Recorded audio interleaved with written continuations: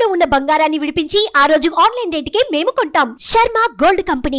నమస్కారం, సుమన్ టీవీకి స్వాగతం. సాధారణంగా చాలామందికి పుట్టినప్పుడు డేట్ ఆఫ్ బర్త్ అనేది నోట్ చేసుకోరు.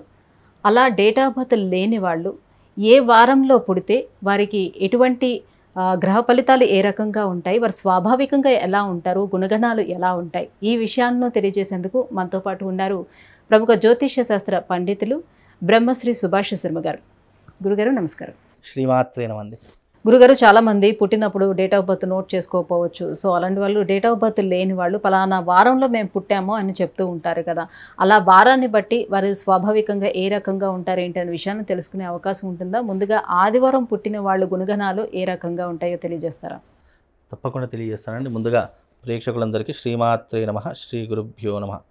జ్ఞానినాంనపి చేతాంసి దేవీ భగవతీ హిత బలాయ కృషమోహాయ మహామాయ ప్రయశ్చతి. మనకు గ్రహాలు అనేటటువంటి 7 గ్రహాలు, వారాలు కూడా 7 వారాలు. ఒక్కొక్క గ్రహానికి ఒక్కొక్క వారాన్ని అధిపతిగా ఇవ్వడం జరిగింది. ఆదివారం వస్తే సూర్యుడు అధిపతిగా ఉన్నాడు. అయితే ఆదివారం రోజున ఎవరైతే పుట్టినటువంటి వాళ్ళు ఉంటారో ఆ రోజున సూర్యుడి యొక్క ప్రభావము, ఆయన యొక్క తత్వము, ఆయన యొక్క కారకాలు, ఆయన యొక్క గుణాలు ఆ వ్యక్తి మీద కొంతలో కొంతవరకు పడేటటువంటి ప్రభావం ఉంటుంది అని జ్యోతిష శాస్త్రం నిర్ణయం చేయడం జరిగింది. అయితే మనకు 7 సమస్త జీవరాశులు 7 వారాల్లోనే పుడతాయి. దానికి వేరే ఆప్షన్ లేదు. అలాగే 7 గ్రహ ఆధిపత్యంతోనే అవన్నీ కూడా జన్మించడం జరుగుతుంది.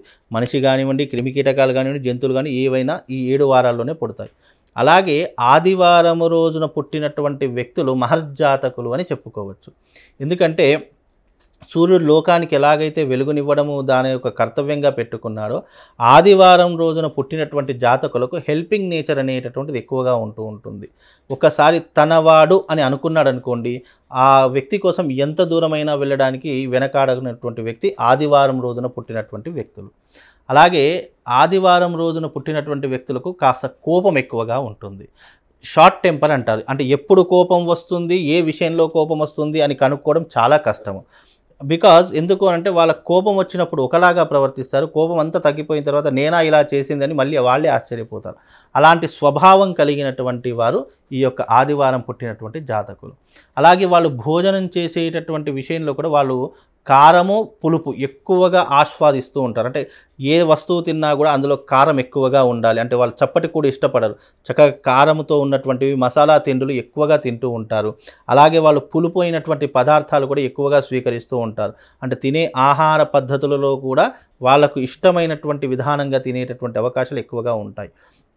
అలాగే ఈ ఆదివారం రోజు పుట్టినటువంటి వ్యక్తులు ఎలా ఉంటారు అని అంటే కనుక వాళ్లకు స్థిరచిత్తం అనేటటువంటిది ఒక దగ్గర ఉండదు, నిలకడగా ఉండరు ఒక దగ్గర. వాళ్ళ ఆలోచనలు కానీ మైండ్ సెట్ కానీ ఎప్పుడు కూడా రన్ అవుతూనే ఉంటుంది. ఎక్కడికో ఒక దగ్గరికి వెళ్ళాలి, ఏదో ఒకటి చెయ్యాలి, ఎప్పుడూ కూడా ఏదో ఒక పనిలో మనం స్వలాభం పొందాలి అనేటటువంటి ఆలోచనలో ఈ ఆదివారం పుట్టినటువంటి జాతకులు ఎక్కువగా ఉంటూ ఉంటారు. గురుగారు, ఆదివారం పుట్టినవారు వృత్తి ఉద్యోగాల్లో ఎలా రాణిస్తారంటారు?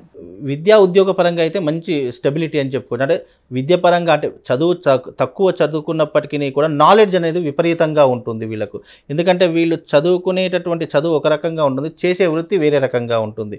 వీళ్ళు ఎప్పుడు కూడా ఒకరి కింద పని చేయాలి, ఒకరి కింద సేవకుడిలా ఉండాలి అనేటటువంటి ఆలోచన వీళ్ళకు ఉన్నది. ఎప్పుడు కూడా ఏ అధికారంలో ఉన్నా అందులో మంచి పొజిషన్కి రావాలి, మన చేతి కింద ఇంకో 10 మంది పని చేయాలి అనే ఆలోచనలే తప్ప మనం ఎప్పుడు కూడా వెట్టి చాకిరీ చేయాలి, ఒక పనివాడిలా ఉండాలి అనేటటువంటి మైండ్ సెట్ వాళ్ళకు ఉండదు. దానికోసం వాళ్ళు ఎంత ప్రయత్నాలైనా చేస్తారు, ఎంత దూరమైనా వెళతారు. అదే రకంగా వాళ్ళు ఫ్యామిలీని మాత్రం బాగా చూసుకునేటటువంటి అవకాశాలు ఉంటాయి. అలాగే వాళ్ళకు సంతానం చాలా చక్కగా ఉండేటటువంటి అవకాశం ఉంటుంది. ఫ్యామిలీ టైం ఫ్యామిలీకి కేటాయిస్తారు.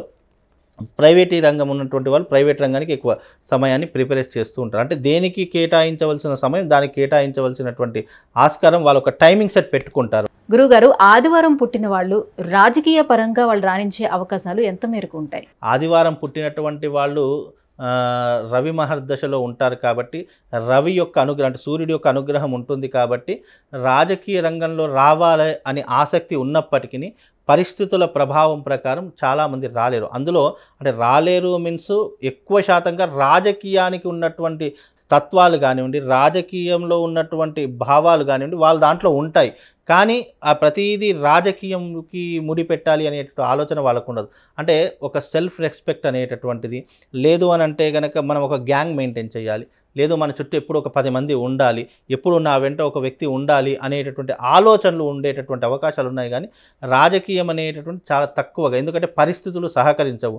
ఇంకోటి ఏంటంటే రాజకీయంలో ఉన్నటువంటి వారికి ఎట్లా ఉంటుంది అంటే ఆదివారం పుట్టినటువంటి జాతకులు ఎలా ఉంటారు అని అంటే కనుక వాళ్ళు ఎప్పుడు కూడా హెల్పింగ్ నేచర్లో ఉంటారు.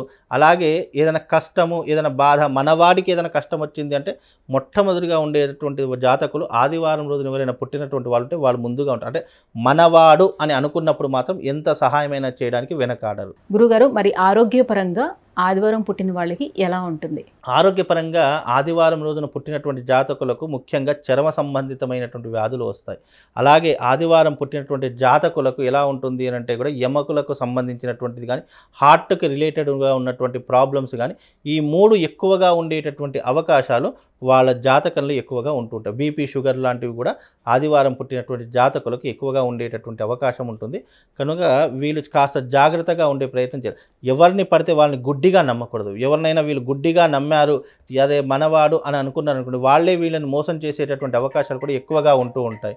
అందుచేత వీళ్ళు ఎప్పుడూ కూడా ఏ విషయాన్నైనా 1కి 10 సార్లు ఆలోచన చేసి నిర్ణయం తీసుకుంటే ఆదివారం పుట్టినటువంటి జాతకులు మహర్జాతకులు అని చెప్పుకోవచ్చు. గురుగారు, మరి కొంతమంది రాత్రి 11, 12 లేదంటే 12, 1 గంట మధ్య పుడుతూ ఉంటారు కదా, సో వాళ్ళు ఆదివారం కింద వస్తారా లేకపోతే సోమవారం లెక్కలోకి వస్తారా? ఎలా క్యాలిక్యులేట్ చేయాలంటారు? అయితే మన కాలగమనం ప్రకారం మన జ్యోతిష్యం కానివ్వండి, ఏదైనా కానివ్వండి, మనకు జ్యోతిషపరంగా చూస్తే చాంద్రమానం, సౌరమానం అని 2 పద్ధతులు ఉంటాయి. క్యాలెండర్ ప్రకారంగా చూస్తే ఇప్పుడు మనం ఒక date of birth, time, place of birth, ఒక జన్మపత్రిక తీయాలనుకోండి, 12 దాటింది అని అంటే డేట్ కూడా చేంజ్ అవుతుంది. ఆటోమేటిక్గా సాఫ్ట్వేర్లో కూడా డేట్ చేంజ్ అవుతుంది. మనం ఇది 11:30 అంటే 11:30, 12 కాలంలో మధ్య పుట్టామనుకోండి, దాన్ని సంధి కాలము అని అంటారు.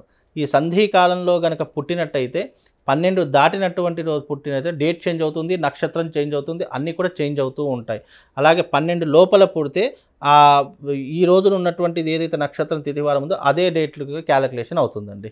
గురుగారు, ఆదివారం పుట్టినవారు జనరల్గా ఎలా ఉంటారు? వారి గుణగణాలు ఏ రకంగా ఉంటాయి? జాతక పరంగా వారు ఎలా ఉంటారు? ఎందులో రాణిస్తారు? ఈ విషయాలన్నీ తెలియజేసినందుకు ధన్యవాదాలు గురుగారు. శ్రీమాన్.